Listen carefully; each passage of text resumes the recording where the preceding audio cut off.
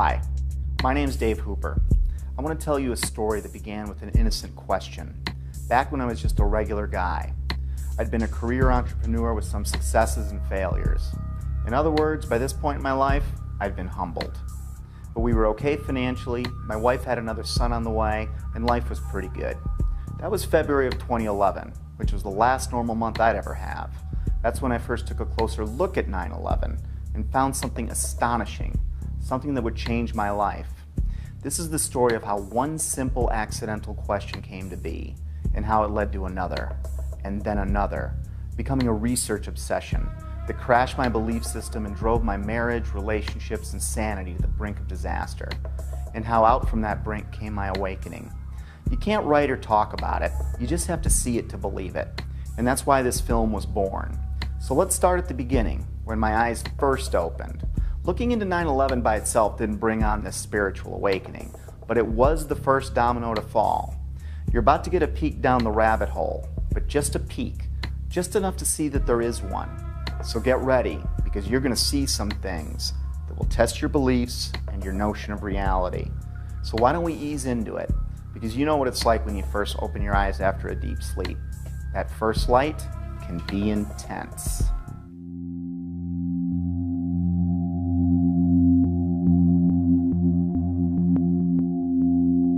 My awakening began with a simple question. It occurred as I watched a familiar clip of President Bush on the morning of 9/11. I didn't realize it then, but this question was about to change my life. Bush is sitting at Booker Elementary School in Sarasota, Florida at 9:05 a.m. when White House Chief of Staff Andrew Card whispers into the president's ear. A second plane has hit the second tower. America is under attack. That first question was, why didn't the Secret Service get him out of there immediately? They didn't know how many planes were hijacked yet or what their targets were. There were actually 8 planes that were hijacked. We had 11 reports of hijacked aircraft. There were thousands of planes still flying. As many as a dozen planes were reported hijacked at one point. And it was no secret the president was there. The school visit had been made public on September 7th, 4 days prior to 9/11. How could anyone be so sure hijackers weren't already on the way? Yet there he lingered, even after 2 more flights were confirmed hijacked, Flight 77 and Flight 93, the Pentagon and Shanksville planes respectively. Somewhere I saw a story claiming the president's camp didn't want to scare the kids at the school, and that's why he stayed, which I found hard to believe. Well-trained professionals are going to risk the balance of power in the world to spare the feelings of a few kids who routinely practice fire drills anyway? Well, I guess the answer was yes, because Bush stayed until 9:34 a.m., a full 29 minutes after it was known we were under attack. Think about that. That would have been 29 grueling minutes for everyone, especially those assigned to protect the president, wondering if some hijackers gotten ambitious, maybe changed their plans in the last few days after the school visit was made public. I guess someone high up in the president's camp must have known or thought they were safe. I mean, what else could it be? But how could anyone have known that? It had me thinking, but it wasn't a huge deal. I was more intrigued by the type of people I came across who also had similar questions about 9/11. These weren't conspiracy theorists as I pictured them. These were people in government, aviation, civil defense, architecture, science, engineering, and the military. I decided to look further. I still had no idea the impact this would have on my life. I started by refamiliarizing myself with the incident, or I should say set of incidents. Of course, we all remember the second tower being hit, but I hadn't put much thought into the other parts of that day. And soon after looking, I was reminded that there were several incredible events on 9/11. I'd put almost no thought into the particulars of that day for 10 years. But that was about to change. In chronological order, the official version goes like this. 4 planes were hijacked by 19 mostly Saudi Arabian terrorists who then flew or attempted to fly those planes into 4 U.S. buildings: World Trade Center 1, World Trade Center 2, the Pentagon, and the U.S. Capitol. 3 of them were successful. American Airlines Flight 11 hit the first tower, the North Tower, at 8:46 a.m. United Airlines Flight 175 hit the South Tower at 9:03 a.m. American Airlines Flight 77 hit the Pentagon at 9:37 a.m. At 9:59, the South Tower collapsed after burning for less than an hour. At 10:07 a.m., United Flight 93 crashed in a field in Shanksville, Pennsylvania. Then at 10:28 a.m., the North Tower collapsed. And I barely remembered that a third building at the World Trade Center, Building 7, collapsed at 5:20 p.m. to close out the day. The National Institute of Standards and Technology, more commonly known as NIST, backed up the official government version that intense fires weakened the steel and caused all three buildings to fail, including Building 7, which oddly enough was not hit by an airplane, nor was it exposed to jet fuel, which is what I thought melted the towers to get that progressive collapse started. And you had that intense heat probably weakened the structure as well. As I looked for answers, I found Shyam Sunder of NIST stating, "The buildings were not brought down by explosives." Until then, I didn't know explosives were even in the conversation. And like hearing a child claim innocence before a question is even posed, it had my eyebrow raised. World Trade Center 7 collapsed because of fires fueled by office furnishings. It did not collapse from explosives or from fuel oil fires. While researching the official government story, I saw a news flash that the 9/11 families wanted an investigation of World Trade Center 7. I was a bit surprised. Why would they be questioning the official story? That seemed a little out there, but who could be more invested than they were? So I listened to what they had to say. Our perception of what happened on September 11th is very different from the general public's perception, I'd say, for the most part. I believe that the public is still uninformed about most of the issues that are surrounding them. I just don't think the public at all knows. They want to believe. I think the truth sometimes can be frightening. There's some deep, deep explaining to do. The bottom line is that it needs to be investigated. We have to demand a new investigation. I want justice here. Nobody ever stopped to have a scientific investigation. A scientific investigation. A scientific... What did these families know that I didn't? It's obvious once you look, they've been trying to say something is wrong, and we need to look at 9/11 more closely, especially Building 7. And they weren't alone. I found an endless sea of organizations, rallies, websites, books, and films about that day, but I never really heard about any of them on the evening news. The families and many others were pointing to World Trade Center Building 7, the last one to collapse. I wanted to research what was so special about Building 7. We were only a few days away from launching my new business when I shared with Betsy that I didn't think there was any harm in pushing it back a bit so I could look into Building 7 for myself. This news, combined with the controversial nature of what I was looking into, was met with less than enthusiastic support by my wife, even though she tried to hide it. It was understandable. Remember, our baby was due in a few months, and I was suggesting changes, but they weren't too big and she was okay with it, so I moved forward. And that's how it began. I didn't know it then, but I set us on a course that would lead our marriage to the brink of disaster. But that hadn't happened yet, so let's pick this back up at Building 7. Here are some basic facts. World Trade Center 7, which was located in downtown New York City, is sometimes called the Salomon Brothers Building, but is most commonly referred to as Building 7. With construction beginning in 1984, it benefited from many modern advancements in building technology. It was a 47-story, steel-framed, fireproof skyscraper standing 550 feet tall. It was 300 feet from the nearest tower, the North Tower, or about a football field away. Even though it was one of the largest buildings in Manhattan, it looked small next to the Twin Towers. In September of 2001, Building 7 would have been the tallest building in 33 states. It collapsed at 5:20 p.m. the afternoon of September 11th. Even though Building 7 was not hit by an airplane, the official explanation for all three buildings that collapsed was that intense fires weakened the steel, resulting in total symmetrical building failure. The official story goes on to state that in Building 7, column 79 gave out first, starting a progressive failure of the remaining columns, which allowed the building to fall almost as fast as a bowling ball would into its own footprint. If a building that size accidentally collapsed on any other day, it would have been as famous as the Titanic sinking. Yet according to a 2006 Zogby poll, 43% of Americans never even heard of Building 7. Building 7 housed the CIA's largest station outside of Washington, D.C. It also contained the Secret Service's biggest field office. The IRS, Department of Defense, and the SEC also occupied entire floors. The mayor's emergency management bunker was located in the building, but ironically, it wasn't used that day. The rest of the tenants were primarily banks such as Solomon Smith Barney, which occupied the top 17 floors.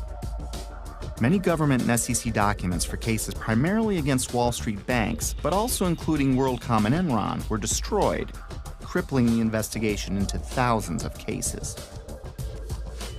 At this point, I didn't think anything was too far out of place. I'd come across a few strange things, but I wasn't thinking conspiracy or anything like that. I did, however, find it a little odd that falling debris could set off a chain of events, ultimately turning Building 7 into a pile of rubble.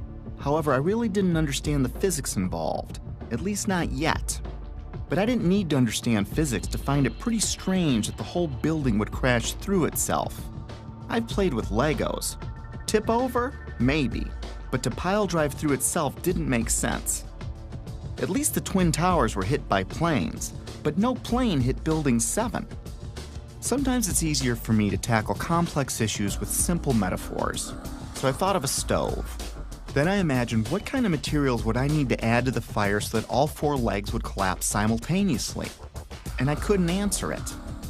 Better yet, let's say I stacked 10 stoves on top of each other, and then I welded them together to better represent any of the buildings that collapsed that day. Now I go and light, let's say, the 7th stove up on the stack.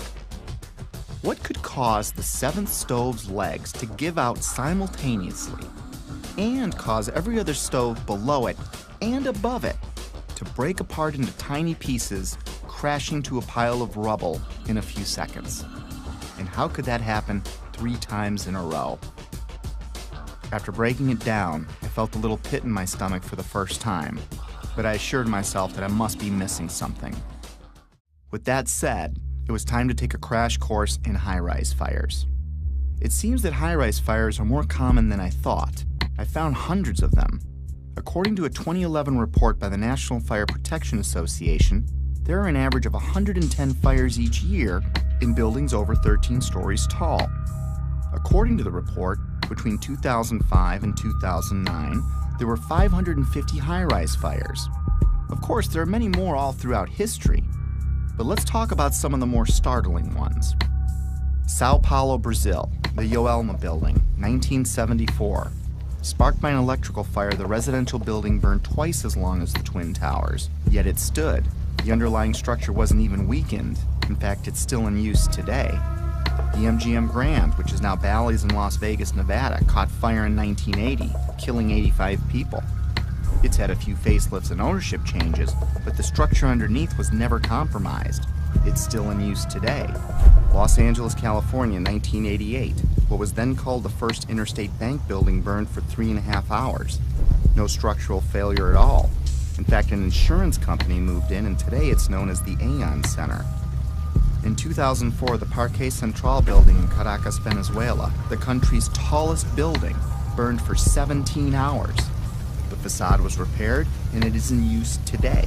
Philadelphia, Pennsylvania, One Meridian Plaza, 1991, burned for 18 hours. It stood. Beijing, China, the Mandarin Oriental Hotel, burned for 6 hours in 2009. It stood. Chechny's tallest building burned for 7 hours in April 2013. It stood.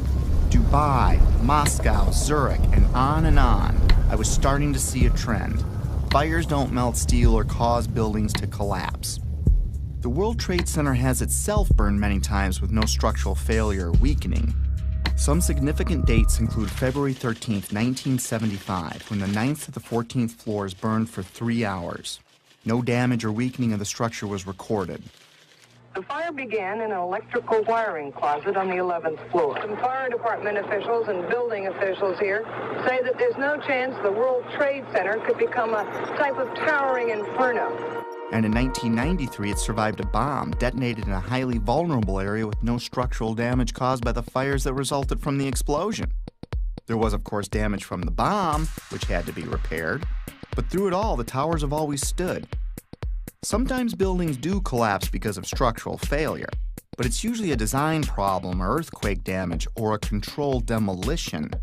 Buildings don't come down because of fire, but when they do collapse, they tend to tip over and stay connected. After reviewing hundreds of fires, I could find only 3 occurrences of fire bringing down a steel-framed high-rise in all of history, and all 3 were on 9/11. High-rise buildings simply do not collapse due to fire. Collapse of World Trade Center 7 was primarily due to fire. But there's a problem. Office and open-air jet fuel fires cannot melt steel. A lot of things in these kind of buildings have to be fire resistant by nature. It's required by code. So there really isn't a whole lot of fuel in there to begin with. The National Institute of Standards and Technology said that the maximum air temperatures was about 1,800 degrees or 1,000 degrees colder than what's needed to melt steel. And it takes a blast furnace with air blowing with blowers to try to get steel to melt. So if you have a flame at 750 degrees, you can hold that flame under a steel beam forever, and you'll never reach a high enough temperature to bend steel, let alone melt it. This would have us to believe that these was a typical office fire, scattered office fires, if you will, that brought this building down. Since the mid-60s, I've tried to follow high-rise fires, and I'm not aware of any high-rise building that have come down as a result of fires. And seeing black smoke come out the windows, that means that the fires were oxygen-starved. Kerosene would have burned off very quickly. What wasn't destroyed in the initial fireball would have been consumed fairly rapidly and would have only really served as an ignition for the rest of the material. None of which would have been, in my experience as a fire protection engineer, hot enough to sufficiently soften the steel or damage the steel to result in a total collapse of the building. Well, we're told that the planes hit the buildings and there was an explosion and a fire, and about an hour and a half later, in the case of the North Tower, the buildings collapsed due to structural weakening due to the fires. Fires in high-rises have never brought down a steel frame high-rise building at all, ever. The bottom line is this. Steel-framed high-rises don't collapse, especially into their own footprint, because of fire. This is why builders and architects have loved steel for 100 years. A fire typically can't compromise the steel structure. Of course, 9/11 was not a typical day with typical fires. Jet fuel was involved. But the kerosene or the jet fuel just can't explain it. Set aside for a minute that only 2 of the buildings were subjected to kerosene. Now think of a kerosene lamp or a kerosene heater. In the history of kerosene lamps, I have never heard of one being melted because the fires were too hot. In fact, the World Trade Center fires were starved of oxygen and therefore heat. You can see it in the black smoke coming from the towers. Yet molten iron was found in the rubble of all 3 buildings. Something else had to provide the heat and energy needed to liquefy, melt, or even microscopically bend the steel in any of those 3 buildings. And unless you work for NIST, scientists agree that neither jet fuel, nor the furnishings inside those buildings could have heated the steel enough to melt it. I was starting to realize that something else must have been involved in the collapse of at least Building 7, if not all 3.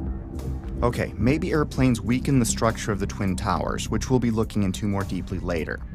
For now, believe it or not, planes have hit many buildings throughout history and none fell. Of course, none were hit with planes as large as the ones on 9/11, but that still leaves Building 7. I couldn't explain it. Can you tell me that if I throw a flaming chunk of metal off of one building, I can make the building next to it collapse in on itself a few hours later? Why do demolition companies even exist if you can just light a few random fires and wait for an implosion? Maybe the steel structure in Building 7 was so badly damaged from falling debris that the entire structure was compromised. It still can't explain the symmetrical collapse, but I looked anyway. Other buildings that have suffered severe structural damage by natural disaster or bombs didn't disintegrate into rubble piles. They stayed together in some way. Even the buildings in the Trade Center complex that suffered worse damage than Building 7 didn't collapse in on themselves. This uneasy feeling was growing, but there was much more to understand about Building 7's collapse, especially before I started jumping to conclusions in my own head. I needed to hear from some experts.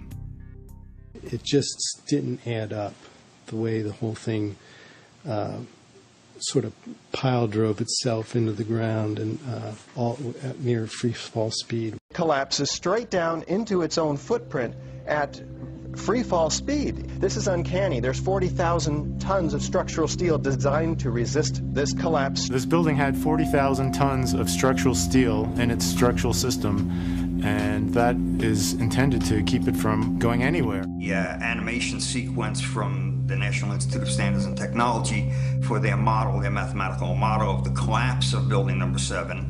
And they have the inside members that one column gave way, which they claim resulted in the collapse of all the surrounding members, and then this precipitated a global collapse. This would just not be physically possible for a gravitational collapse. According to NIST, the failure occurred at column 79 on level 12. This means basically they're talking about a single columnar collapse or failure that resulted in a total collapse of the building. That just does not make any sense. Regardless of the engineering, the logic tells you that if you have a single failure at some random point in the building, that the entire building is not going to collapse. Buildings don't break that way. The story that just a few columns can cause a synchronized global collapse, an implosion, is, well, that's just nonsense. The exterior columns on the outside as well as on the inside at the bottom would have to be severed almost at the same time. The building would want to topple over. It would want to bend over that weakened area and topple over sideways. What we saw the structures came straight down upon itself. It cannot happen that when you have asymmetric damage, you will get a perfectly symmetrical collapse. At free fall speed. That's impossible. That's a violation of the fundamental law of physics that says that for every action there's an equal and opposite reaction. If you took a billiard ball and dropped at the height of the Twin Towers and you just merely stopped it and started at every floor in free fall, it would take over a minute and a half to reach the ground. The buildings were down in 10 seconds. Buildings just don't behave like that. If floors fall, they tend to fall and are braced by the floor directly beneath it. And there's some delay there. And then the next floor falls with 2 floors, and there's some more delay. The buildings actually accelerated as they came down, meaning they were not getting resistance from these massive columns in the center of the core of this building. And when it's all finished, the outside walls from the lower floors are piled one on top of the other right in the middle of the building. So it's fiction to say that a building as modern as World Trade Center 7 comes down with no resistance. Doesn't add up. The official explanation was dead wrong. Just not possible. Not possible. Just doesn't make sense. It's not how it works. It can't happen. Never before in history. It just can't happen. Well, that's just nonsense. And that cannot happen. Couldn't happen. It's fiction. There's definitely much more going on than just fire. This was a controlled event. The symmetry is the smoking gun. In short, the evidence is clear. We are witnessing not the collapse of a building, but its demolition. At the time, I was thinking, wait a minute. My heart was pounding, my adrenaline was flowing, and I had a knot in my stomach. You know, the collapse never looked right to me, but then again, I never really thought that it defied the laws of physics. My imagination started to run wild. Could the hijackers have wired the buildings? Maybe the government didn't want us to know how really lax their security was, and that's why they covered up this fact. Maybe it was pre-wired for some reason, but that made no sense. If it was a controlled demolition, it would explain how much of these buildings were reduced to ash. It would explain why the towers fell after burning for only an hour or so. It would explain why they imploded instead of tearing apart. It would explain why they all fell at close to free fall speed. It sure looked like a controlled demolition, in retrospect. I couldn't stop at this point. I needed to know more. Late nights, coffee, research. My life was changing before my very eyes. I had taken my very first step down the rabbit hole. Little did I know how much deeper it would go. By now I knew that fires didn't bring down the buildings. And even if fire could somehow melt steel, the buildings would not have fallen in on themselves. They would have tipped over or torn apart. I was starting to find credible people talking about controlled demolitions and the use of explosives and molten steel. My mind kept wandering, trying to imagine how all this tied together. But first, I still needed to understand more about what happened. And what we find down there is pools of molten iron. What does that mean? Several tons. Exactly. What is that doing there? The first responders see it. The structural engineers see it. It's documented by FEMA, the melting of steel. Normal office fires is what's supposed to have brought these buildings down, along with jet plane impacts. But jet fuel and office fires don't produce molten iron or molten steel. It doesn't begin to melt until 3,000 degrees. At one point, I think they were about 2,800 degrees. See the stuff he's pulling out? Yeah. It's red hot. 8 weeks later, we still got fires burning. The concept of molten iron is very important here. In order to get molten iron, you have to reach unbelievable heat levels. It takes much, much more energy than you could find with any combination of burning office furniture, jet fuel, or gravity. Molten iron can be an indication of the use of thermite. Thermite, thermate, and nanothermite are super hot burning substances used by the military that can cut through steel. It can supply its own oxygen so it can burn underwater. It would explain how fires burned at ground zero for 3 months even after the area was flooded. So thermite would also explain potentially the fact that the fires could not be put out at ground zero. The fires lasted for quite a while. The fires were finally put out on December 13, 2001, just over 3 months after 9/11, making it the longest burning building fire in recorded history. They burned underwater for much of that time. These fires were a big question mark. But first, it was time to take a closer look at NIST. They are the scientific agency backing the official version of events as most Americans know them. I was hoping they would curb my growing anxiety. Instead, what I learned about NIST made my heart sink. To understand NIST, you need to understand the relationship to explosives. They have vehemently denied that there were any. Not only did they not check for them, they state that none were used. Plain and simple. In fact, they have gone to unbelievable lengths to prove that explosives, or even the evidence of explosives, like pops going off, did not exist. Some people might call it incompetence.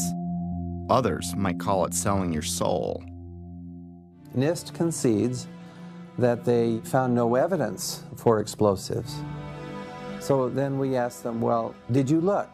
And they said, no, we did not look for explosives or residues of explosives. So the preconceived notion of NIST is that there's no evidence for explosives, and so there's no point in looking. That is the most unscientific thing that you can possibly think of, not to look because you don't expect to find evidence, and in fact the evidence is overwhelming. NIST computed what they claimed would be the minimum loudness of an explosion that could sever column 79 with a single blast. Then they claimed no observers detected explosions as loud as their predictions. This size blast would have produced an incredibly loud sound that was not recorded on videos of the collapse nor reported by witnesses. On the basis of this artificial threshold of interest, they swept aside all evidence of actual explosions and concluded that no explosives contributed to the destruction of the building. We did not find any evidence that explosives were used in the collapse. Is that a secondary explosion? Yes, it was. That was the... Yeah, definitely secondary explosion. Secondary explosions, sometimes described as pops or booms, are mini detonations apart from the primary explosion of the plane impacts. These types of explosions are routine in a controlled demolition. They were heard in all 3 buildings long before any collapsed.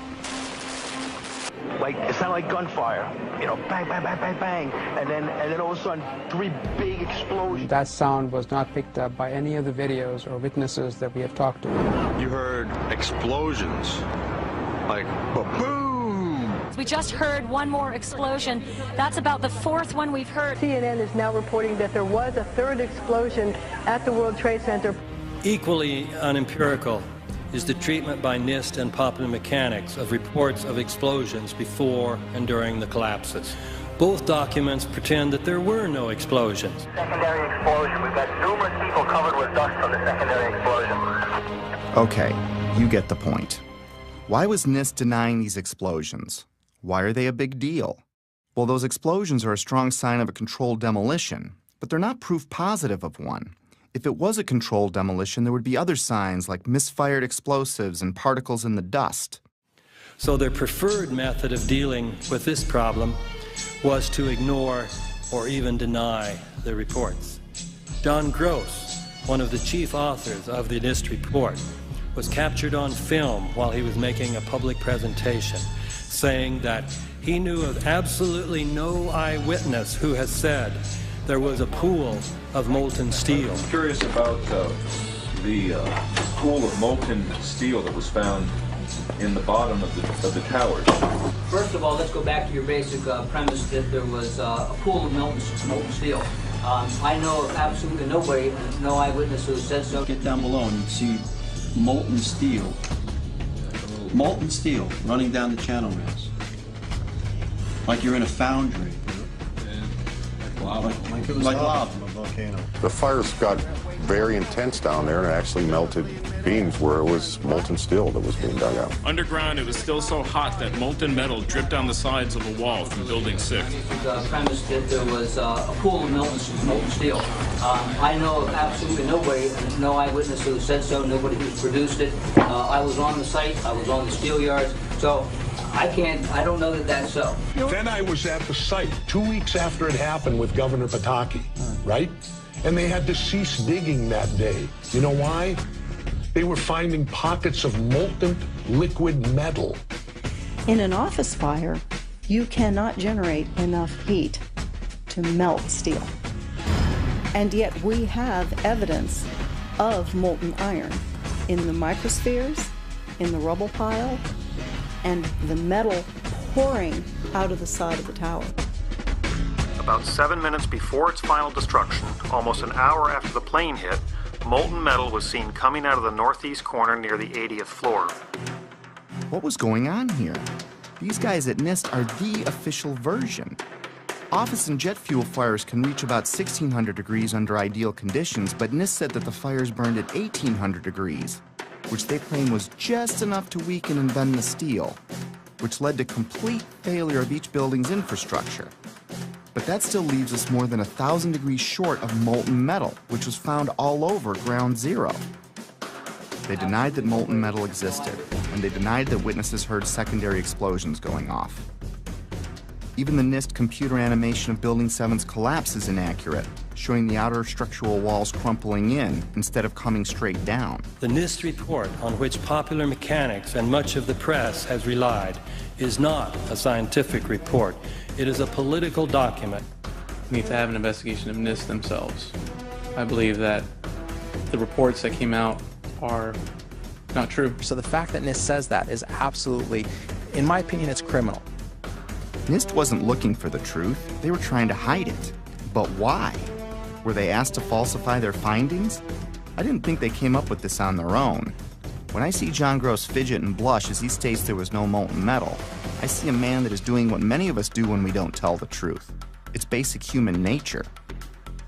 My feelings at the time were like the moment you catch your significant other in a lie. Maybe there's an explanation, but your heart is racing until you get some answers. And if something like that's ever happened to you, you may understand needing to know more, but not wanting to know more, if that makes sense. Was there more evidence of a controlled demolitions besides explosions? And where did the molten metal come from? I needed more before I could get my head around this. I took a deeper look into all the buildings, the airplane strikes, and the possibility of planted explosives. Mostly, I was looking for something to explain away this growing pile of problems. I was looking for answers that could reduce my growing anxiety. Instead, I would fall further down the rabbit hole. By now, Betsy was about to give birth. The idea of putting the business off for a week had turned into a few months, and I couldn't help from talking about my findings all the time, even though Betsy asked me to tone it down. She needed more from me as a husband and father, and I needed more from her to preserve my sanity. Then my dad died, and 8 days later, my son was born. I was all over the place. This prompted my first break. I was in a very strange place, grieving my dad and celebrating my son, while digesting this new information that no one wanted to discuss. What I'd been working on was no secret to my whole family, and everyone seemed pretty relieved when it looked like I was re-entering my normal life. I was enjoying the family and starting to talk about business again, which made Betsy happy. And I wasn't talking about 9/11 anymore, which made Betsy even happier. But just when things were getting back to normal, I started getting a feeling, an urge to get back into it. It kept growing and I couldn't explain why I had it. I tried to ignore it, but I couldn't. And like an addict that fell off the wagon, I was back at it like I'd never left. I still wasn't certain what brought down Building 7, but I was pretty sure it wasn't fire. And it certainly wasn't an airplane since it wasn't hit by one. Maybe a look at the Twin Towers could shed some light on this. Most skyscrapers are built on steel or concrete frames, which is a grid of columns and beams that goes all the way through the building. The World Trade Center was different. It was what engineers call a tube structure.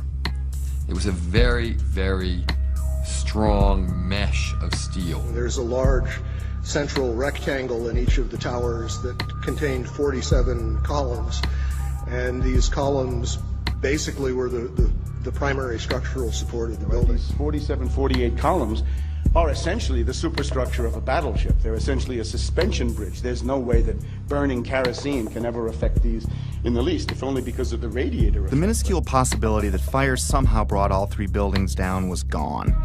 My only hope was that airplanes could have destabilized the buildings somehow. It didn't explain Building 7, but I was trying to give the official version every possible chance to be right. Let's look at the best documented impact that day. At 9:03 a.m., United Flight 175 hit the South Tower.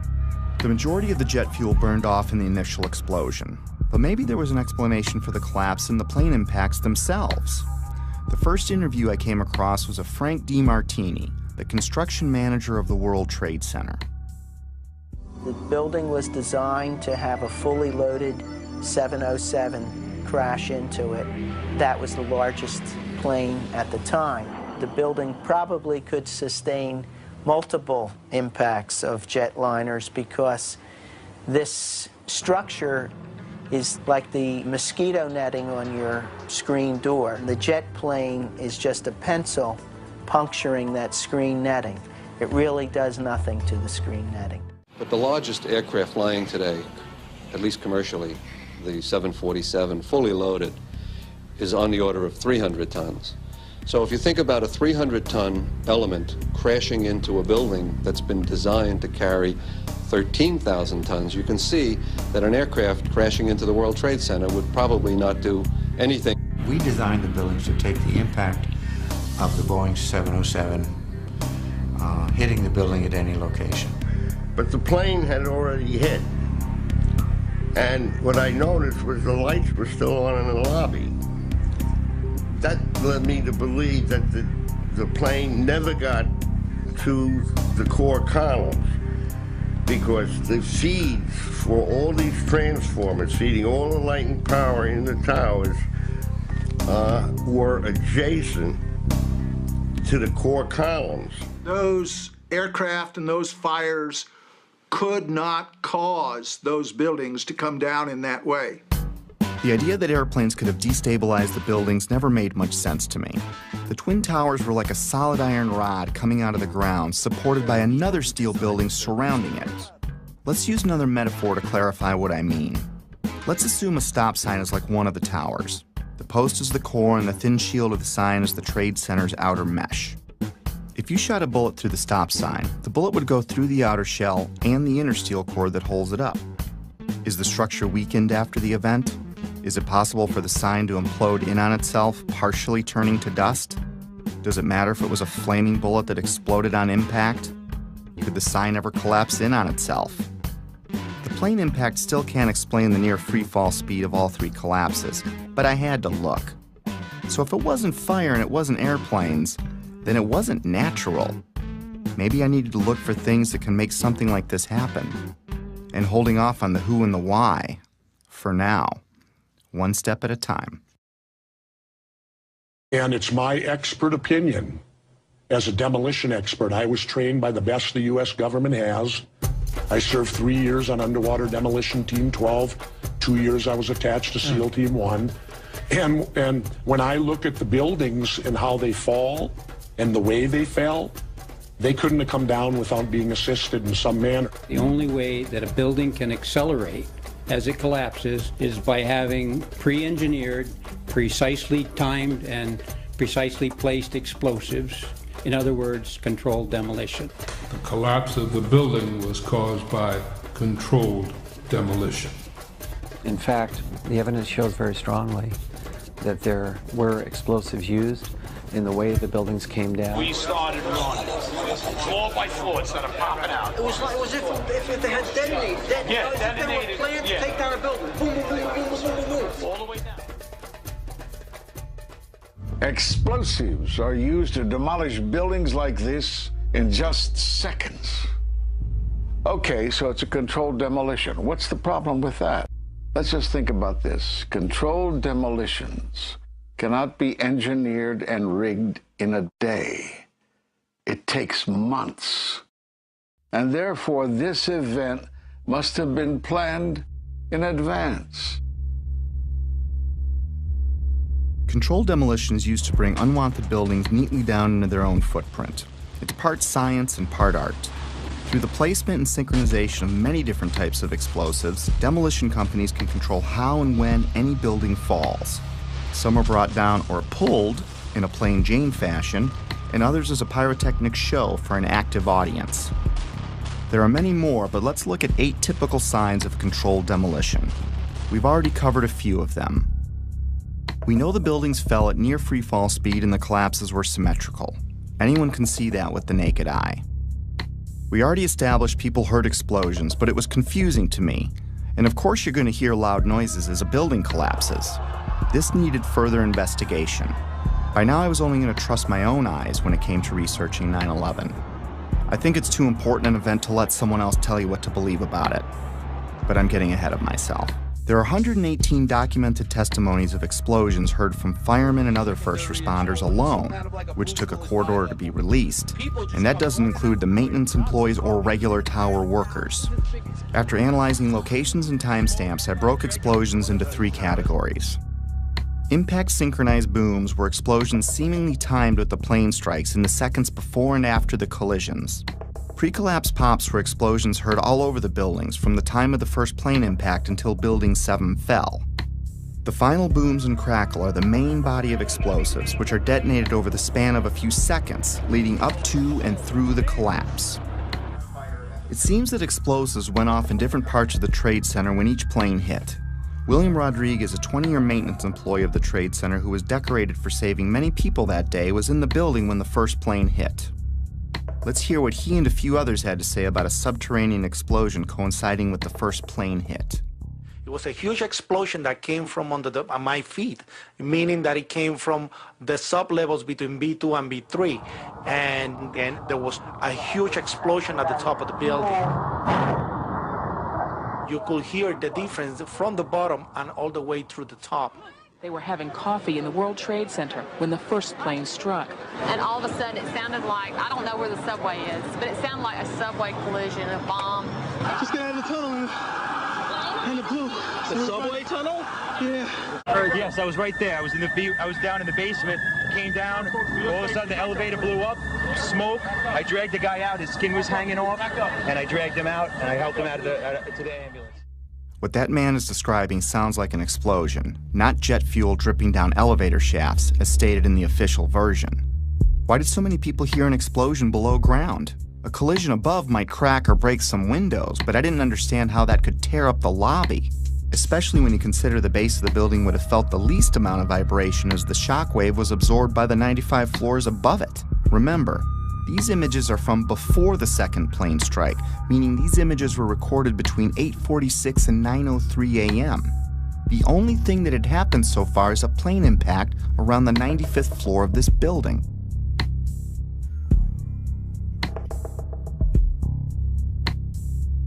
Right away, a guy from the Port Authority told him the damage was somewhere above the 78th floor. But all you had to do was look around. It was obvious. Something had happened right there in the lobby. FDNY fireman John Schrader, whose engine company 10 is across the street from the Trade Center complex, arrived at the first tower hit, the North Tower, within 10 minutes of the impact. We came down, it looked like a bomb went off in the lobby. You know, it wasn't from the jet fuel. No way. The ladies that are with me were in the World Trade Center in the first building and escaped through the lobby, where they report they believe there was a bomb in the lobby. The bomb hit the lobby first, and a couple of seconds in the first plane hit. I mean, I know of people that got killed in the basement. I know of people that got broken legs in the basement. People got reconstructive surgery because the walls hit them in the face. At the time, I was actually in the subway heading towards the World Trade Center right around Franklin Street. And after the first explosion, the subway station started to fill with smoke. The subway cars started to fill with smoke, and the subways actually stopped. With so many people talking about the explosions at street level, it would make sense that early reports had the FBI and others looking into bombs at the base of the buildings.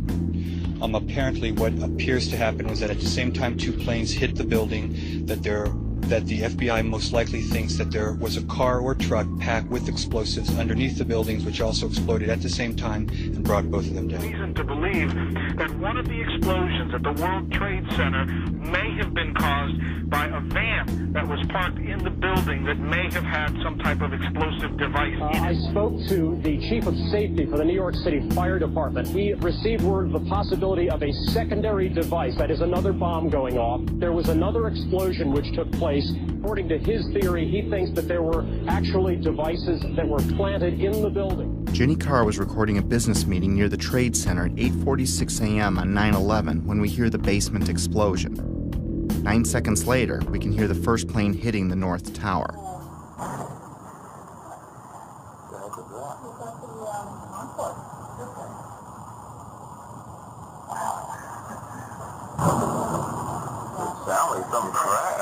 I think a bomb went off in the lobby first, then a plane hit the building, then another plane hit the other building. Let's discuss these pre-collapse pops. From a distance, they sound like pops, but they're actually pretty powerful. Hundreds of secondary explosions were reported at various times prior to the collapse of all 3 buildings. In a controlled demolition, these bangs are shaped charge explosive blowing out beams before a collapse. They can be programmed to go off hours or seconds before an implosion. These were mostly reported as secondary explosions by the first responders and reporters. We've heard reports of secondary explosions after the aircraft impact. Then somebody said that they saw an airliner go into one of those towers. Then, I don't know, an hour later than that, we had that big explosion from much, much lower. I don't know what on earth caused that. Here, hold on. You want to call your mother or something? You gotta get back. You know that. You gotta get back. All right. The final booms and crackle are like the grand finale of a fireworks show. In a controlled demolition, the vast majority of the explosives are set to go off in an ordered fashion over the span of a few seconds as the building collapses. Depending on distance, this can sound like a rumble, booms, or crackling. That feeling that there was something else, that there may have been something else that brought those buildings down. There was a lot of talk there in New York of another explosion prior to the collapse of the first building. We could hear a rumble, which was about 5 seconds long, preceding the actual collapse, and then a boom when each of those towers collapsed. In this footage, which has been slowed, you can see white smoke emanating from the ground floor before the collapse wave arrives. It's an unsteady camera, but keep in mind whoever recorded this was running for their life. It was like watching a stunt car explode before it crashes at the bottom of the cliff. In this image, recently released by a Freedom of Information Act request, police department photographer captured an explosion originating at the base of the South Tower, just before the first tower collapsed. The explosions and shockwave before Building 7's collapse were captured in different ways. We're watching the building actually because it was on fire. The bottom floors of the building were on fire, and we heard this sound that sounded like a clap of thunder. Turned around, we were shocked to see that the building was, it looked like there was a shock wave ripping through the building, and the windows all busted out. In the end, the evidence of explosions was ignored by the organizations behind the official version, like NIST, FEMA, Popular Mechanics, and the 9/11 Commission. My independent search continued. Up next, the kink in the roof. It's not necessary for there to be a kink in the roof of an imploding building, but when it does happen, it's a pretty sure indication of a controlled demolition. The roof can only kink in when the central support columns are blown out first, meaning the destruction of the building is coming from inside it, not outside. This is done by design so the building falls in on itself. The kink in Building 7 is clearly visible to the naked eye. Controlled demolitions are designed to let the top of the building fall through its inner core columns, which is typically the strongest part of any building. Watch the penthouse of Building 7 sink into the floor below it just before the collapse begins. Squibs. Squibs are the sixth indicator on our list. In demolition vernacular, squibs refer to visible blasts from explosive charges. Often they are visible through mistiming or malfunction in some way. Usually they are hidden in the debris cloud. In simple terms, squibs are visual evidence of explosives. Squibs were recorded from the moment of the first plane impact through the collapse of the last tower. For me, they went unnoticed until I looked at the video more closely. These stills captured squibs as the towers collapsed. The official version stated these squibs were compressed air caused by the pancaking floors, which squeezed air to the point of bursting out a window. The seal of the building was already broken when the collapse began. Logically, if it was compressed air, it should have found the path of least resistance through the broken part of the building. It shouldn't have knocked out a window here or a window there, as many as 40 floors below the blast wave. Naysayers tend to say, well, that's just air being blown out the windows. I mean, it doesn't really work to say it's just air pressure. And I estimated these are coming out faster than 100 miles an hour. The following clips show multiple squibs popping out, sometimes simultaneously, sometimes dozens of floors away from each other. Of all the 9/11 information I've come across, this may have been the easiest to spot. Yet it provided me with one of those stark moments in which the reality of 9/11 sunk in to a new level. In this clip, notice how the squib occurs before the floors above reach the blast ejection point. Not all squibs, however, were easy to spot. Remember how we discussed explosions that were timed to go off with the plane impacts? Well, this is the first plane impact. Notice the dark brown smoke coming out of the top floor of the tower. This smoke is already dissipating before the plane strikes the building. In this segment, the NBC camera is pointed at the north tower. The first tower hit. In a few seconds, the second tower is going to be hit. You'll know it when it happens because of the reporter's voice and the fireball in the lower left corner of the screen. Now keep your eye on the east facade, the one on the left. Notice how several tiny explosions go off as the second plane hits the other building, perhaps in an effort to mask some necessary work prior to its demolition, as I was thinking at the time. Oh, another one just hit. Something else just hit. The seventh characteristic of a planned implosion is what's called a demolition wave. It's the path of destruction in a controlled demolition. It is a visible wave of explosions moving down the columns of a building just ahead of or at the speed of gravity. This array of synchronized explosives is timed to blow out floors beneath the collapse wave as the floors above reach the floors below, thus allowing a drop at approaching freefall speed. Again, let's slow down the film for some of these. When slowed down, you can see how the explosions are timed to go off, floor by floor. In this clip, you can clearly see a demolition wave proceeding down a column mostly hidden by the umbrella of the falling debris pile. Look to the right of the black line. It's a bit grainy because of the zoom. Here it is again without the black line. You can see synced explosives cutting a path down the building. The demolition wave can be hard to see with an untrained eye because it happens so fast. I've tried to highlight a few more examples in the following clips.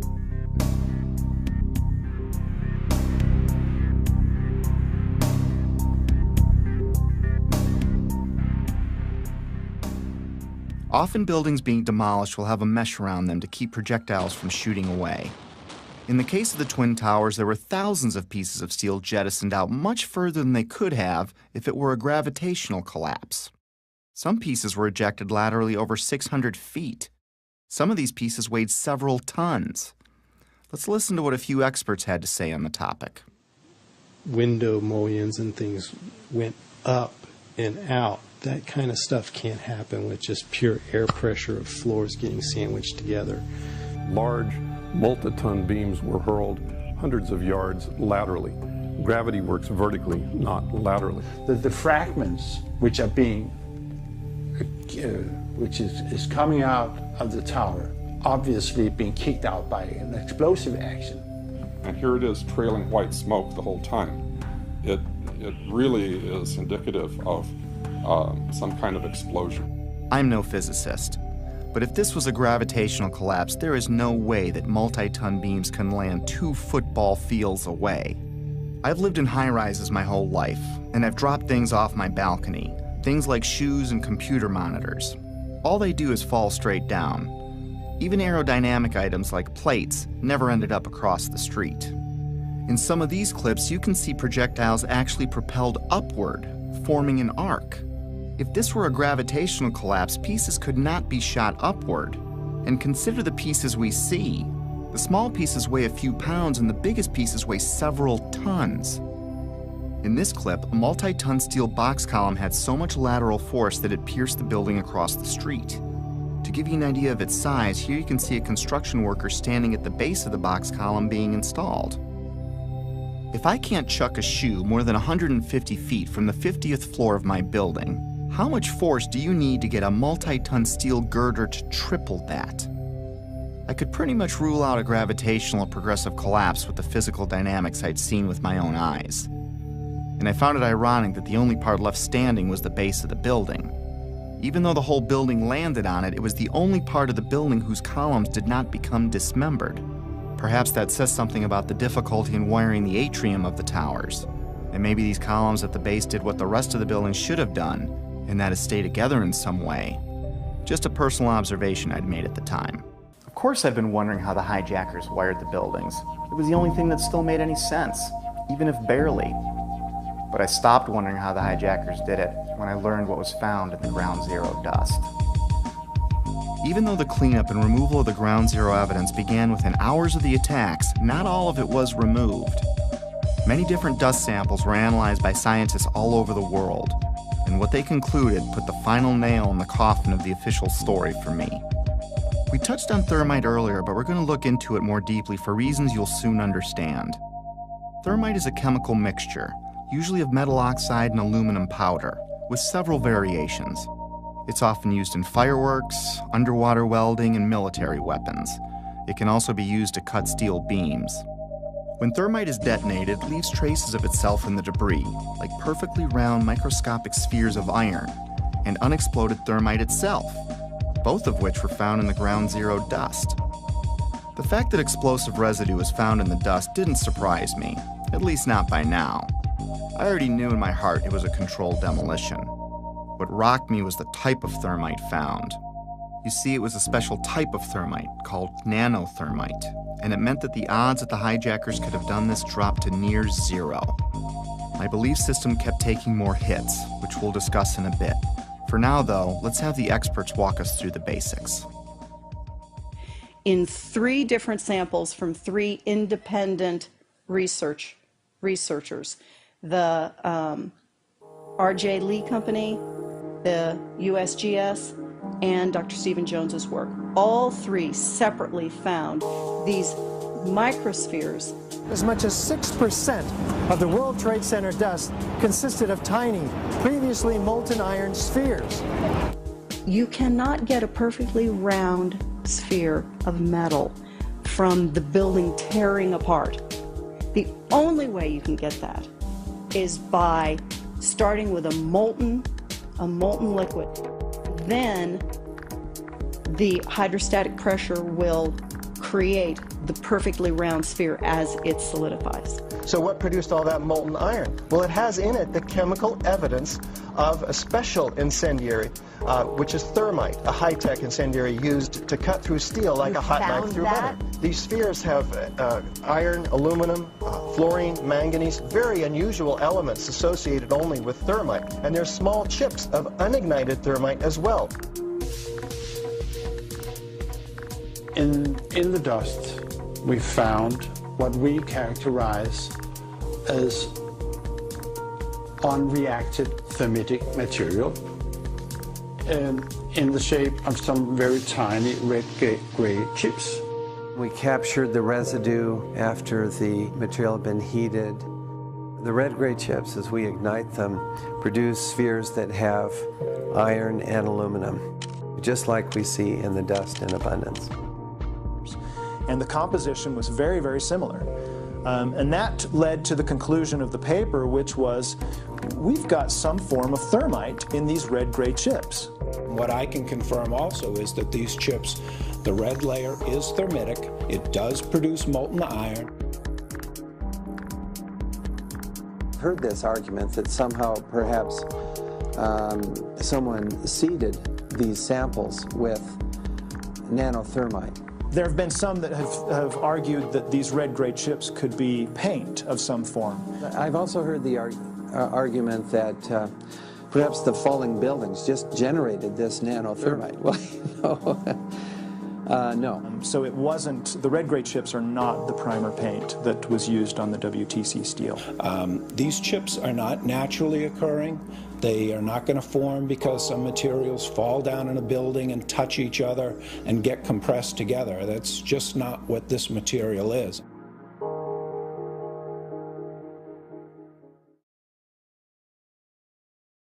What we have found is a modern version of thermite, which we call nanothermite, which is produced in a different way. It is not just two powders being mixed. First of all, the iron oxide grains are uniform and approximately 100 nanometers across. That's very tiny, much smaller than a human hair. The aluminum occurs in plates that are about 40 nanometers across. I have no idea how to make those. I mean, this is a high-tech material, and it's embedded in a carbon-rich matrix with order.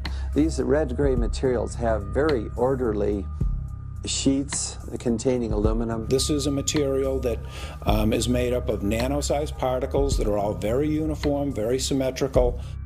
The aluminum appears in thin platelets about 40 nanometers thick. It is the small size of the particles involved in this material that allow us to characterize it as nanothermite.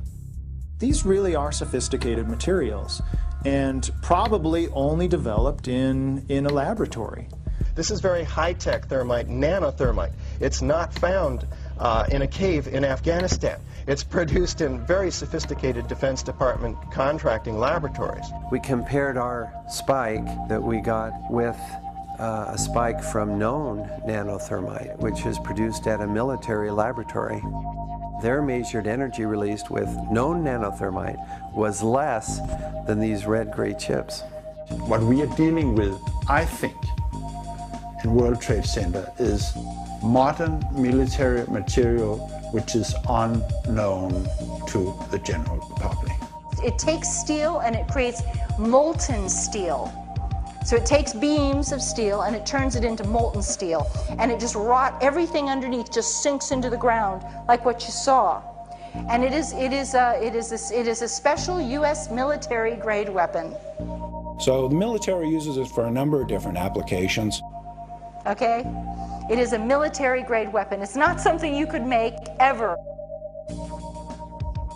I was pretty astonished at how deep this rabbit hole was getting, even though I still had no idea what I was in for. Of course, by now, I had to acknowledge this was a planned demolition, unless I wanted to lie to myself. Maybe you can explain squibs, but how do you explain explosions or the molten steel? And if you explain that, how do you explain the rate of fall or thermite in the dust? I had to face facts. No matter what my heart wanted to believe, these buildings were wired to blow, plain and simple. But it wasn't until understanding how nanothermite is made and who has it that I considered, for the first time, that someone other than the hijackers had to be involved. And as scary as it was to consider, it might even be homegrown. Hundreds of questions kept flooding in. Why would underfunded guys on the other side of the world use something so exotic as nanothermite that could easily be tracked by our intelligence services? Who would sell it or make it for them? Why risk accessing the buildings every day for months? How did Building 7 get detonated at the end of the day? If you have the means and go to the trouble of getting nanothermite and wiring the building, why let the plan rest on using box cutters to overthrow military and combat-trained airline pilots, along with dozens of passengers, as the official version states? Heck, why bother killing yourself in a plane crash at all if it wasn't needed to take the buildings down? I had no idea what I was staring at least not yet. But a few puzzle pieces had been filled in. I knew that the Buildings were brought down by controlled demolition, military thermite was used, NIST was being used to sell a lie, and someone wanted us to think that planes had caused this. I kept replaying the event in my head over and over, assimilating each new piece of information as I discovered it. And like a retreating army, my line in the sand about what could have really happened kept moving further and further back and getting closer to home. But I was on a mission and I was obsessed to find out the truth. Researching late every night was disrupting my home life again, and my wife still didn't see eye to eye with me about 9/11. Back then, she still believed the official version, but she hadn't seen what I had. For a time, she even thought I was losing it. For a time, I wondered it myself, because I was coming across things I had a hard time believing. My former dismissive, conventional thinking self was fading away as my eyes continued to open, causing changes in my belief system and further destabilizing our home. It was harder than ever to drop the subject. Rifts were developing in other relationships too. I was angry at everything and everyone, from God to the government to anyone that didn't want to hear or believe what I had to say. I became a bit reclusive as I dug deeper. If the building was wired, lots of people had to get past security every day for a while. Remember when I said I lived in high-rises my whole life? Well, I worked in them too. And there is no way you can access buildings like those without the building security knowing. Lots of equipment had to be brought in. Authorization forms would need to be filled out. There would be drilling and pounding and dust in the ventilation ducts. Whoever was coming in would need a plausible reason to be there. They would need access to the elevator shafts. They would be taking incredible risks each day unless they had permission to access the guts of the building. Anybody who's ever watched a building being demolished on purpose knows that if you're going to do this, you have to get at the under infrastructure of a building and bring it down. The columns could have been set up with explosive devices during the off-hour operations of the building by elevator company personnel. It wouldn't be a problem once you gained access to the elevator shafts. How about an elevator modernization, which we know was going on the 9 months prior to 9/11? There are people who noted that the elevators were locked in turn and that there were guards placed at these locked elevators during the modernization. And in the case of a steel frame building, that means we load them with RDX cutting charges, which are loaded with individual delays, sometimes as many as 2 to 3 different delays on a given floor. I was sick to death of the dust which was appearing on the windowsills. It was dirty grey and very, very noticeable in that week leading up to 9/11. There were workers throughout the World Trade Center that had access to the hoistway, which is immediately adjacent to the core columns and beams in the building.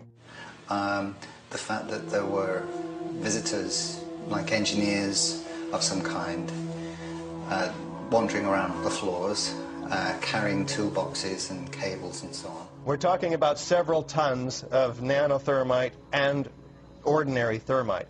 One would have to have access through security. Video cameras caught trucks arriving at the World Trade Center from about August 23rd until every night until about September 2nd, September 3rd. And the trucks were arriving at about 3 o'clock in the morning when everybody else had left the building, including the janitorial trucks. Something was brought into that building that would help with the detonation. There may have been work done on the detonation before. It may have been going on for months, but whatever they needed at the very end, they came and brought in that 10-day period. The 9/11 Commission also does not tell you that Marvin Bush, the president's brother, and their cousin, Wirt Walker, were the principals of the company that was in charge of security for the World Trade Center. They don't, man, yeah. The jaw-dropping coincidences kept piling up. I learned that Stratesec was a security company which used to be called Securicom, and they didn't just handle security for the World Trade Center complex. They had contracts with Dulles International Airport, from where Flight 93 departed, and United Airlines, accounting for most of the security breakdowns on 9/11. And another thing, Stratesec also handles security for Los Alamos National Labs, one of the only places on the planet that can produce the nanothermite found in the ground zero dust. The odds are pretty astonishing that one company can link so many vital elements of 9/11. But more astonishing is there's no mention of Stratesec or Securicom in the entire 567-page 9/11 Commission report. Of course, that was no surprise by now. Did I forget to mention that that same 9/11 Commission did not mention the collapse of Building 7 in the entire report either? Why is there not a word about the collapse of that building in the 9/11 Commission report? We didn't see any evidence of the kind of thing you're talking about. I didn't think this was something done by terrorists anymore, nor did I think this was done by any one man, even if a president. How does he get nanothermite? How does he get NORAD, the FAA, and our air defenses to look the other way? Or get access to the interior of all 3 towers? Or get 19 guys to kill themselves? Or get NIST and the 9/11 Commission to tank their investigations? Or keep the media quiet? Or keep a rival administration from exposing it? No. This seemed much bigger than even a president, and impossible for a man on the run. If someone like me with no budget or staff can find something clearly wrong with Building 7's collapse, how could an entire government commission fail to mention it in their report? Something big and strange was coming into view, seemingly coordinated and almost invisible, like 1,000 more puzzle pieces dumped out before me. I couldn't see the bigger picture yet, but I knew there was one, and it involved powerful elements of our world. This reminded me of a quote that struck me in Woodrow Wilson's book, The New Freedom. He writes, "Some of the biggest men in the United States in the field of commerce and manufacture are afraid of somebody, are afraid of something.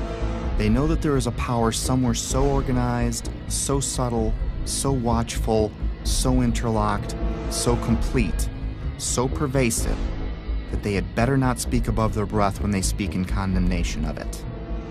I wondered if we were talking about the same thing, so I continued my research. I didn't even need to remind myself I was falling down the rabbit hole anymore. I was now fully expecting to see the unexpected. Remember the opening chapter, The Dog That Didn't Bark? It was a reference to a Sherlock Holmes story called Silver Blaze, in which Holmes deduces the culprit must have known the family dog, because the dog didn't bark while the crime was committed, as he normally would if a stranger were on the property. The same way the Secret Service didn't bark, by staying in the school.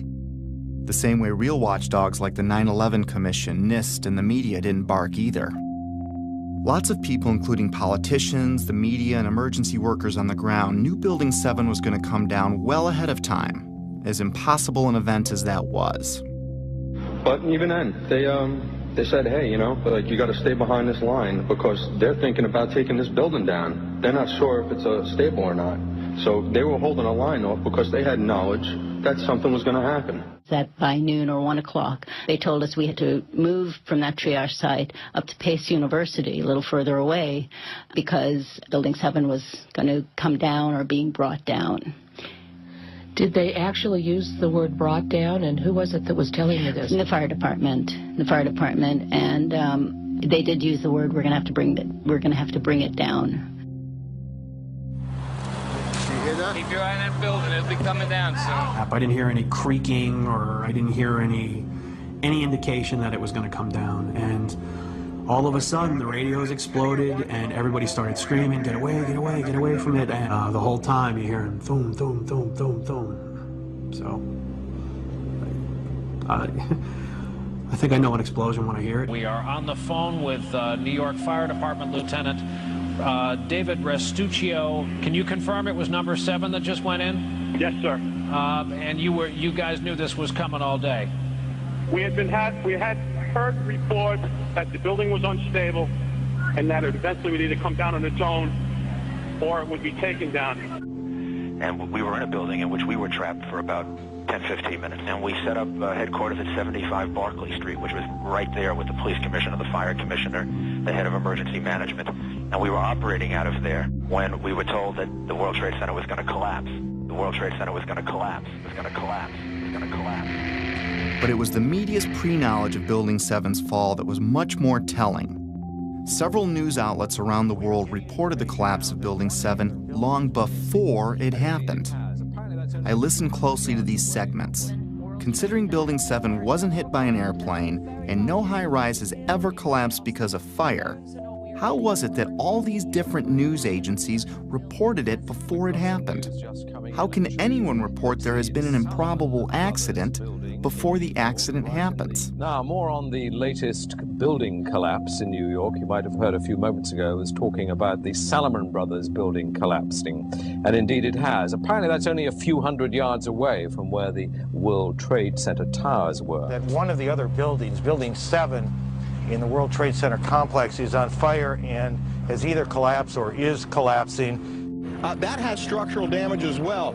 We saw a lot of glass broken out, and a corner of the building appeared to be in distress, and there's concern that there might actually be another collapse of that building. We are getting word from New York right now that another building has collapsed. Is that smoke coming from the third collapse? Okay, that is what we're understanding, which makes sense because it looks like the sun is going down. But I'm hoping that enough people have cleared out of downtown Manhattan so that perhaps it wasn't as full as it might be normally around 5:30 on a Tuesday. That information, of course, take a look at that right-hand side of the screen.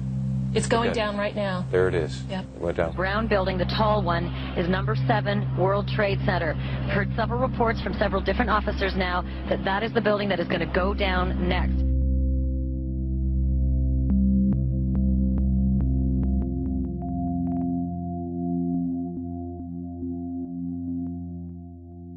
The media has played an important role in shaping the official story, even to this day. The idea that the buildings fell because of planes and fire was instilled in the public's conscience early and often on 9/11, and it started before any buildings fell. And that perhaps they're buckling under the force of the collision or the hole that's resulted from these two planes. My sense is that just one, the velocity of the plane and the fact that you have a plane filled with fuel hitting that building that burned. So structural damage, as you had suggested, probably led to this building going down. We are seeing it was because the building had been weakened during this morning's attacks. And then I witnessed both towers collapse, one first and then the second, mostly due to structural failure because the fire was just too intense. And now we are told that there's a fire there, and that building may collapse as well as you can. Pictures of airplanes flying into buildings, fires burning, huge structures collapsing, have filled us with disbelief. Metaphor time. Let's say your local TV news breaks in with a report of a car accident at the corner of Main and First Avenue because a car blew out a tire, swerved into a tanker truck, and it exploded.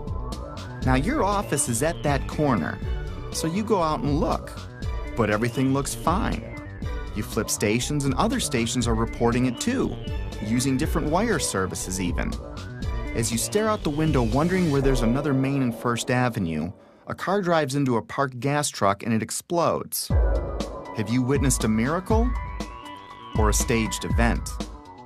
If what I was finding were mistakes in a massive ruse, then the sheer boldness and size of it alone is why I never saw it before. It reminded me of a quote often attributed to Joseph Goebbels, the minister of propaganda for Hitler's Nazi Germany, who stated that, "If you tell a lie big enough and keep repeating it, people will eventually come to believe it." I found a pattern of bullying, intimidation, and belittling of anyone asking valid questions, which did nothing to soften my growing anger, even though I had no idea to where or to whom it was directed. We're not buying it. Okay, you don't have to buy anything. You're American. You want to be a nut, you can be a nut. Anybody who thinks that 9/11 was carried out by the government isn't a truther. They're idiots. I'm merely saying it is wrong, blasphemous, and sinful for you to suggest, imply, or help other people come to the conclusion that the U.S. government killed 3,000 of its own citizens, because it didn't. How big a lunatic do you have to be to watch two giant airliners packed with jet fuel slam into buildings on live TV, igniting a massive inferno that burned for 2 hours, and then think, well, if you believe that was the cause? These people are idiots. They're mentally ill. They should be treated with respect. It's an insult to people who are victims of 9/11 and their families. You know what? It wasn't an inside job. We can see the planes. The planes hit the building. It wasn't a controlled demolition, and the buildings came down. And it just is beyond bizarre. Yeah, and you are a nutcase, Building 7. 9/11 was an inside job. Oh, get a life. Get a life. 9/11 was an inside job. You're like the guys who think that the space aliens kidnapped Elvis or something like that. That's where you are. I didn't think it was an accident that every question is uniformly dismissed. I couldn't find a familiar journalist that seriously entertained these obvious questions that anyone would have. Could I really be onto something that the media couldn't see? Or were they trying to keep me from seeing something they did? Most reasonable people would question the official story after seeing what we've seen. So I switched my focus to independent news sources, outside the mainstream. No, they're not well-funded, slick or glitzy. Most are just regular people or sincere journalists trying to expose the truth about something in their corner of the world. One such man was Bill Cooper. I found him early in my 9/11 research. At the time, I couldn't explain how he predicted what you're about to hear. Bill Cooper spent his life in the intelligence community. He rose to the Office of Naval Security and Intelligence, serving on the intelligence briefing team for the Commander-in-Chief of the Pacific Fleet. He held several top security clearances. After the military, he developed and operated the largest civilian intelligence agency in the world. The world's largest and most successful civilian intelligence gathering operation in the world, which makes me privy to an awful lot of information that none of you will ever see. In other words, he was very credible. The following clip is from his radio program, The Hour of the Time, which aired on the night of June 28, 2001, 76 days before 9/11 happened. A CNN reporter found Osama bin Laden, took a television camera crew with him, went into Osama bin Laden's hideout, interviewed him and his top leadership, his top lieutenants and colonels and generals in their hideout. This is a CNN reporter with a camera crew. And he came out and told everybody, within 3 weeks, Osama bin Laden is going to attack the United States and Israel. Now, don't you think that's kind of strange, folks? You see, because the largest intelligence apparatus in the world, with the biggest budget in the history of the world, has been looking for Osama bin Laden for years and years and years, and can't find him. And whatever is going to happen that they're going to blame on Osama bin Laden, don't you even believe it. When in hell are all you people going to wake up? All these early news reports were glaring misfires in what seemed to be an otherwise coordinated media campaign. Misfires not unlike the ones meant to coincide with the first plane impact. Little mistakes that my untrained eye never picked up before, but that I was now finding all over, spawning even more questions, and fueling the early stages of what would become my spiritual awakening. As I continued finding evidence leading me away from the official version, it was not surprising the main body of evidence was being removed within hours of the attacks, cleaning up a crime scene with no real investigation. Because what they did immediately after 9/11 was they started removing the steel, the debris from Tower 7 and all the towers immediately. 400 truckloads per day of material were taken away from the World Trade Center site and sent to China for recycling. There were laws violated in the destruction of that evidence. I was starting to believe that things like the immediate cleanup were probably no accident. And to discover what was really happening, I'd need to find the ones behind the cleanup and the coordinated media and NIST and FEMA, the Federal Emergency Management Agency, which in another huge coincidence arrived at New York for a training exercise on Monday, September 10th, the night before 9/11, which is convenient as they oversaw the cleanup of Ground Zero. To be honest with you, we arrived on late Monday night and went into action on Tuesday morning. And not until today did we get a full opportunity to work. Over time, it got easier to find puzzle pieces, like the following testimony by Norman Mineta, the Secretary of Transportation in 2001, who was with Vice President Dick Cheney on the morning of 9/11. And like so much other important information, this interview would also be left out of the 9/11 Commission report. During the time that the airplane coming in to the Pentagon, there was a young man who would come in and say to the vice president, the plane is 50 miles out, the plane is 30 miles out. And when it got down to the plane is 10 miles out, the young man also said to the vice president, do the orders still stand? And the vice president turned and whipped his neck around and said, of course the orders still stand. Have you heard anything to the contrary? Well, at the time I didn't know what all that meant. And the flight you're referring to is the flight that came into the Pentagon. Oh, God. The Mineta testimony launched my investigation into the Pentagon, Shanksville, the hijackers, and many other aspects of 9/11. And if I thought I was a long way down the rabbit hole already, was I way wrong. My belief system would ultimately be shattered, but rebuilt to accommodate my evolving worldview. Back then, however, I was only a few months into my investigation, and I was going through a full scope of emotions, and frankly, having a difficult time handling all of them. Denial, curiosity, fear, disbelief, paranoia, anger, and heartbreak, and I would go through many more. I was still unable to reconcile all the data in front of me. I couldn't see the bigger picture at the time. But like the wind, it can't be seen, yet we know it's there because it leaves evidence of its existence. Very much like the trail of breadcrumbs I'd been researching over the last few months. But it's not something I could understand in one sitting. It took time. Coping with the flood of emotions took a while. I didn't have anyone guiding me or anyone to talk to about it. I felt like I had no foundation, like the ground was crumbling beneath me. The truth is hidden by several mechanisms, especially the limits of our own preconceived beliefs. I'd been so ignorant and dismissive, but now I wondered what else I'd been fooled about. Over the years, I came to see that we're in a battle of information, a battle of beliefs, or a spiritual battle, if you will. I also came to believe that 9/11 is only one battle in a much larger war, a war I couldn't see yet, but one that I was well on the way to discovering. This is a lot to take in, and we all wake up at our own speed, if at all, which is why I stopped after only looking at the Trade Center portion of the attacks. There is so much more to this, but it's easier to process in smaller chunks. Betsy and I woke up at different speeds. My eyes started opening pretty quickly, but it took Betsy a few years, even though we talked about it all the time. It wasn't until she watched early versions of this movie that she began to believe me.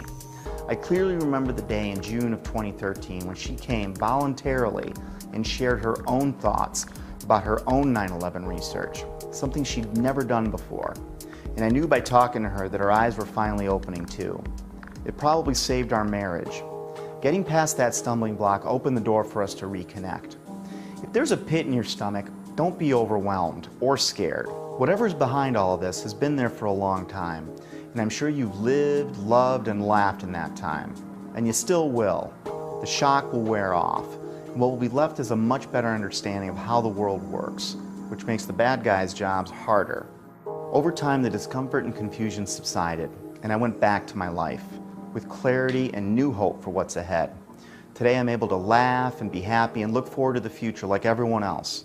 I have all that, and I'm more aware of important things happening around me. So if you want to forget everything you've seen, go back to your regular life. Soon you'll forget about all of this. Our defense mechanisms work that way. But if you decide to jump down the rabbit hole, my advice is to seek your own answers, do your own research, and don't let anyone tell you what to believe about anything. Because until you see it for yourself, it'll be hard to ever understand why it's so important to know it exists.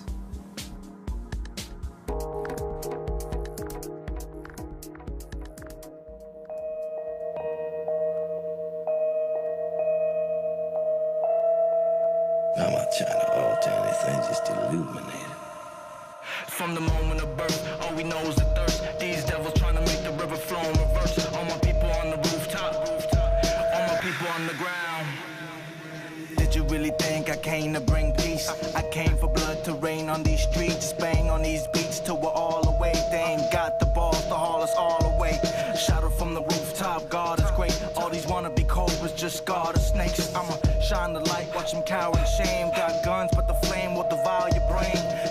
freedom, freedom, bigger than change. Politicians, citizens, sinners, and saints. Raise the vibration and the shift begins. Where you gonna go with them spaceships and things? Wake up.